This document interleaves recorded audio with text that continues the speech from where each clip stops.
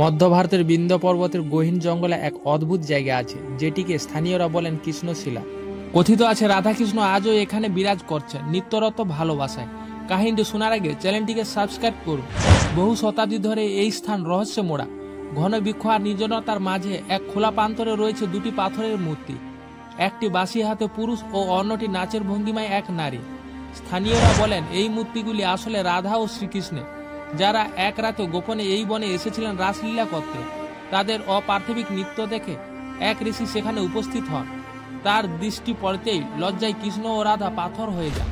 তখন থেকে এই জায়গাটি রহস্যময় ও পবিত্র বলে ধরা হয়। বিশেষ করে বসন্ত পূর্ণিমার রাতে বহু মানুষ বলে তারা এই মূর্তিদের কাছ থেকে সুরের মতো আওয়াজ শুনেছেন। মাঝে মাঝে পাতার ফাঁক দিয়ে আলোও বেরোয়, যা নিছক চাঁদের আলো নয়। বিজ্ঞানীরা বহুবার মূর্তিগুলোকে পরীক্ষা করেছেন, কিন্তু কেউ এখনো বুঝতে পারেননি মূর্তিগুলো কে বানালো। তবে স্থানীয়দের বিশ্বাস রাধাকৃষ্ণ আজও এখানে বিরাজ করছেন।